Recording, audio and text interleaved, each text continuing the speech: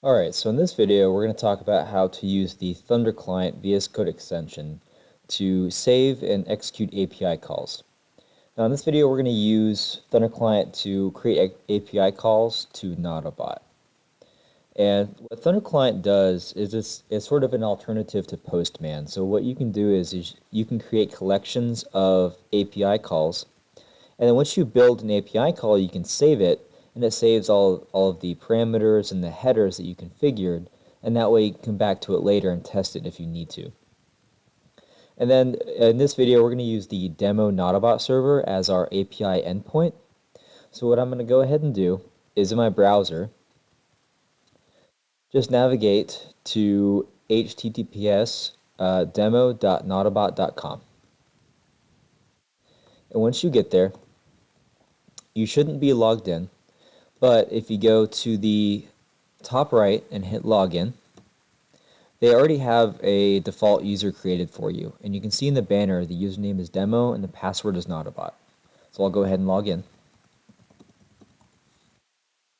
And now we have access to that Nautobot server.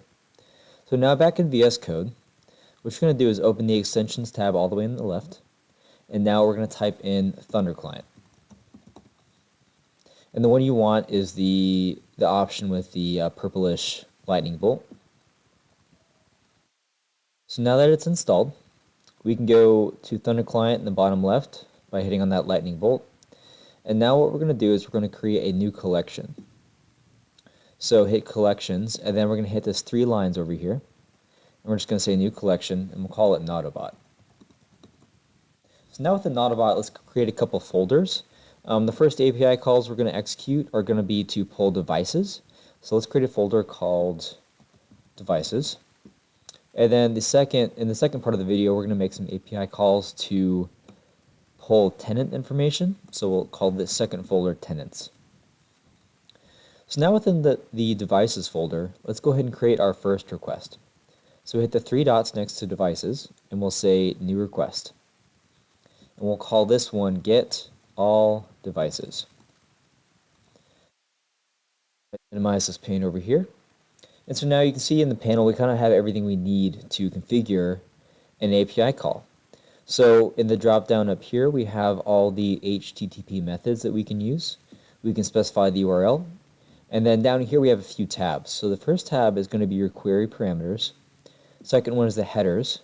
And then we have some options for authentication.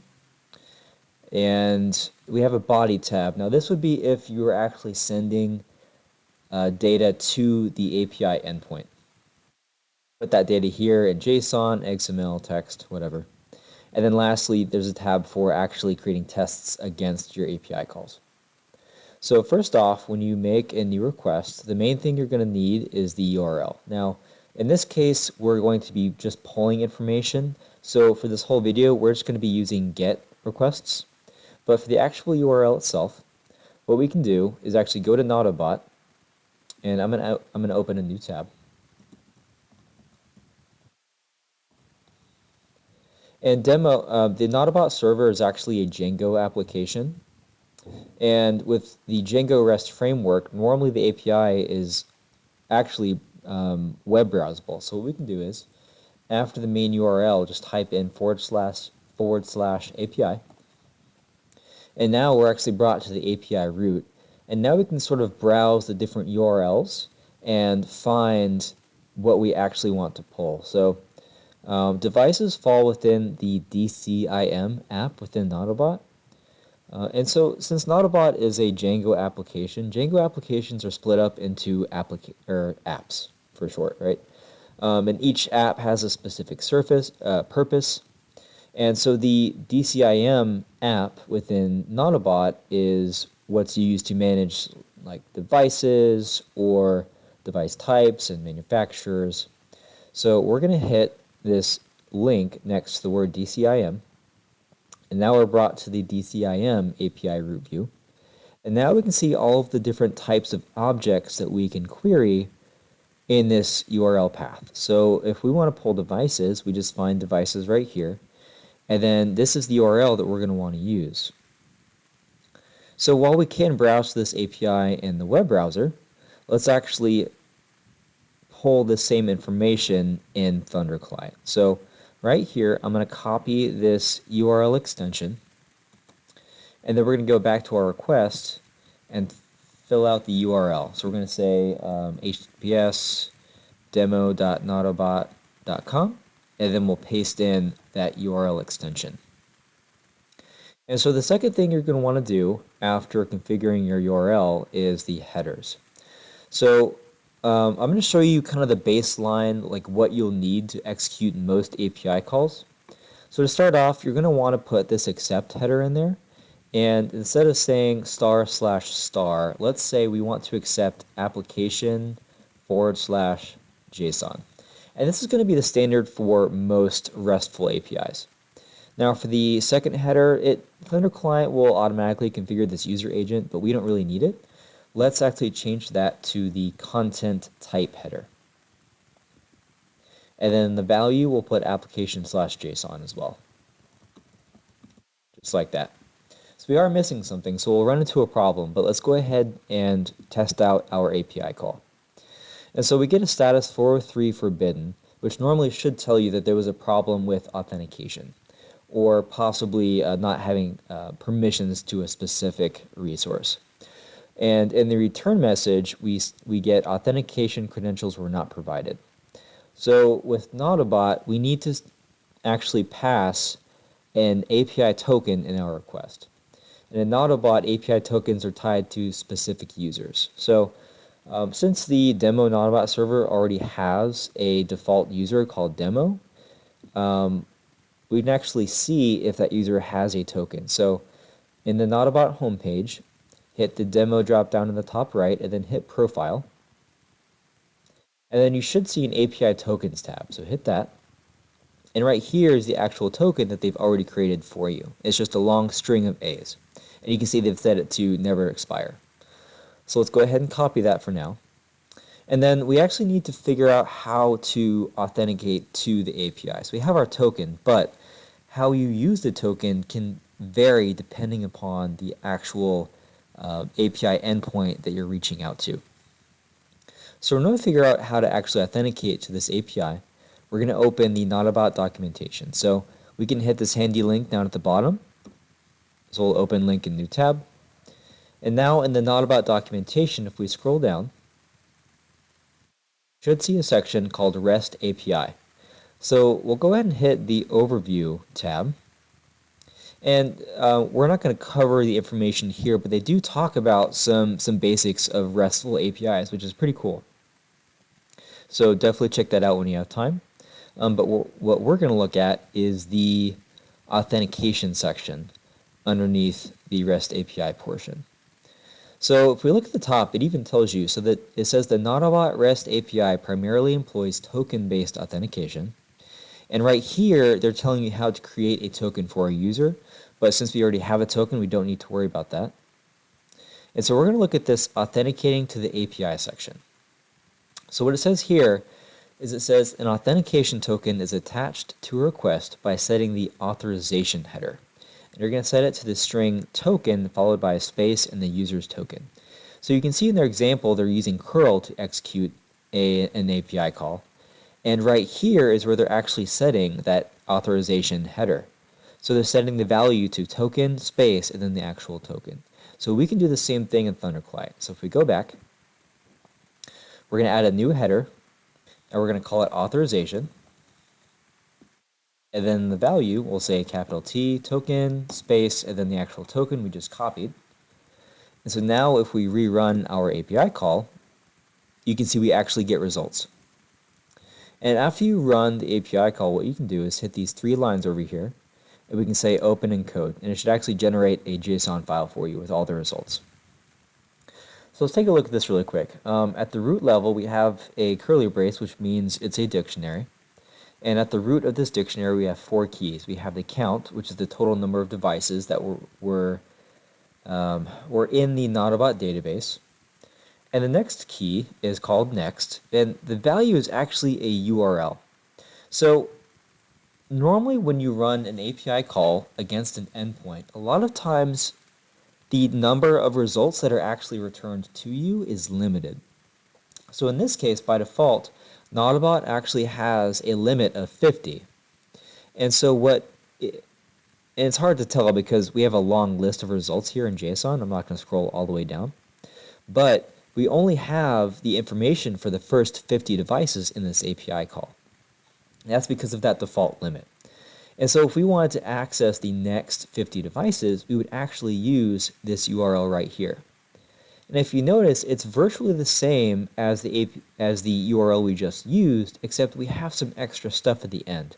And these are what are known as parameters. And we'll get into parameters later, but essentially what parameters do is they change the actual query set of the API call.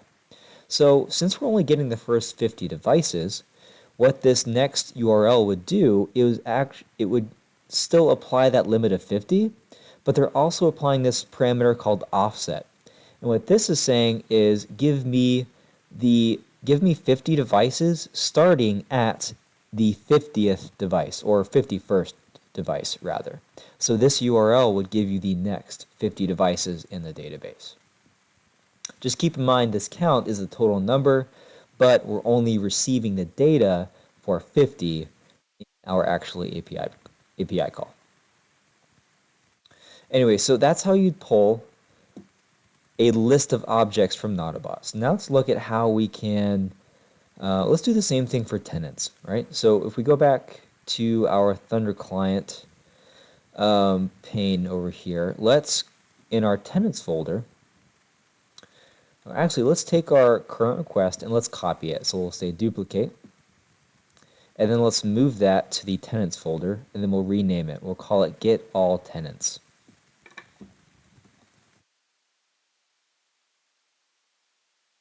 So again, to configure our API call, we're going to start off with the method, which we're just pulling information so we can stick with the get method. And then for the URL, in order to get tenants, we're going to use the URL of API/tenancy/tenants. And everything else should be able to stay the same. So if we hit send, you can see we do get results, and we look at the count. We have 3 tenants in the database.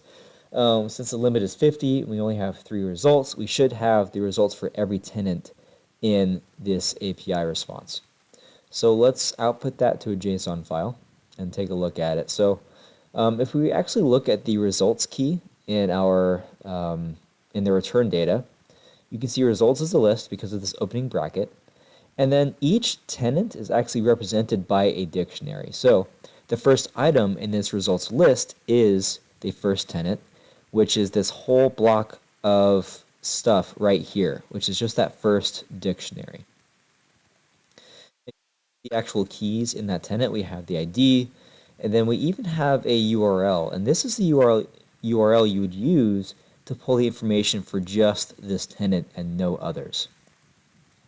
So let's do that next. Let's actually copy this URL. And let's create a new request in our tenants folder. Let's actually just duplicate this one. And let's call this get single tenant.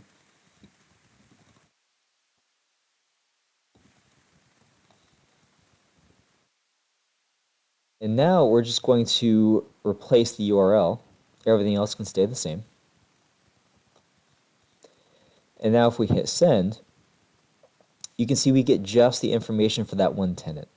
Now what we're actually adding to the URL here, because you can see like this portion of the URL is the exact same. We have API/tenancy/tenants. But this portion at the very end is actually the unique ID of that specific tenant. And you can see in the output we even have that ID field right here, which matches what's in our URL. So that in Nautobot, which again is just a Django website, this is the method you'd use to access a specific object in the database. Now this, just keep in mind, this can vary based on the API endpoint that you're actually reaching out to. Okay, this is just the standard for Django applications. Now, other RESTful APIs should follow a standard just like this, but at the end of the day, they're free to do what they want to do. So now that we've done that, let's actually go back to our get all devices query and let's mess around with some parameters. So again, parameters are just a method of filtering or creating a smaller query, right? So when we ran this query earlier, we actually got 389 devices, right? Let's say that we only wanted to pull devices from a specific site. So let's go to Nautobot and let's find a site that we can pull from. So if we go back to Nautobot, if we go to Organization and then Sites, let's pull all the devices from the AMS01 site. So if we go back to our query, what we're going to do is we're going to hit the Query tab. You can see the title says Query Parameters. And then we're going to do this in key value pairs, essentially. So the first part is going to be what attribute that we want to filter devices on. So in this case, we want to filter on site. So we'll say site, and then whatever value that we want. So in this case, we want AMS01. So we'll try it with all caps, and we'll see what happens. So when we hit send, we actually get a message back saying select a valid choice because AMS01 is not one of the available choices. Now this is sort of a Django-ism or a Nautobot-ism. So normally in a Django site, any object in the database will have a name, but it's also going to have an attribute called the slug. Now the slug is simply a URL friendly version of the name. And normally what the slug is just a lowercase version of the name. And then in addition to that, I think spaces are replaced with underscores or something like that. But basically, we want to, when we apply a parameter, we're going to have to specify the slug of the value instead of the actual name. So if we go back to our request here, let's change this to lowercase, which is just the slug. AMS01, then we'll hit resend. And now we actually have valid output, and you can see that our count is down to 11, whereas before it was at 389. And if you actually look, actually there's too much data here, but if we did look at the site information for this device, we could actually see the site information correlating to AMS01. So now we've applied one parameter, but let's say that we wanted to further narrow down our results. So let's say that out of those 11 devices, we also only wanted to pull the devices that have a manufacturer of Cisco. So we'll say manufacturer like that, and we'll say Cisco. And if you notice in our results from the previous API call, in our first device right here, under the manufacturer key, we have some sub keys, one of which is the name and the slug. So you can see the name is Cisco with a capital C, but the slug is simply the lowercase version of it. So again, since we're filtering based on the manufacturer, we need to probably use the slug. So we'll go with all lowercase Cisco. And now if we hit send, now we have a count of just one, which tells us that in the AMS01 site, there's only one device that has a manufacturer of Cisco. Now, I just know from looking at Nautobot that the other devices should all be Arista. So let's change that to Arista, and we should get 10 results. And that's exactly what we get. We get a count of 10 in this API call. And so we created those parameters in the queer parameters section of Thunderclient. But if we weren't using a tool like Thunderclient, we can also put those parameters in the URL, which Thunderclient actually did that for us. So this was our main URL path, but after that, it actually added the parameters in the URL. And so if we do that manually, what it's going to look like is after our main URL, we're just going to do a question mark, and then we can do each one of our parameters separated by an ampersand. So the first one's going to be site, so we'll say site equals AMS01. And then our second parameter was the manufacturer, so we'll say ampersand, then manufacturer, Cisco. And you can see Thunderclient was smart enough, it saw us typing that in, so it went ahead and created those parameters down here for us. But now if we hit send, we get that, one device that has a manufacturer of Cisco. So that's basically all there is to using Thunderclient. Again, the main thing you want to configure first is the URL, and then you can move on to the headers. Just make sure that as a baseline, you include the accept and the content type headers. And they're really easy because they're both set to the application/JSON. And then the authorization header may or may not be optional for the API that you're hitting. In the case of Nautobot, we have to use token-based authentication. So we have to use that authorization header. And then in order to include parameters after our main API URL, we can just start our parameters with a question mark, and then we can separate them with an ampersand. That's really the basics to using Thunderclient with Nautobot. Again, for the most part, the API that you're trying to access should have documentation. The demo Nautobot server's Swagger documentation isn't working right now, but Swagger is a really handy way of viewing the different URL paths that you can access for an API endpoint. So I would say that it's definitely a good skill to have, being able to navigate Swagger documentation, and also just being able to navigate a tools documentation, right? So we went to the Nautobot documentation, and just using some common sense, we were able to find the authentication instructions. So anytime you're working with a new tool, just go Google it and try and find the documentation, and just do some reading. Because reading documentation is a really good skill to have, and it's something that you should be building upon as time goes on. Anyway, that's all I have for this video, so I really appreciate you watching, and I hope you have a good one.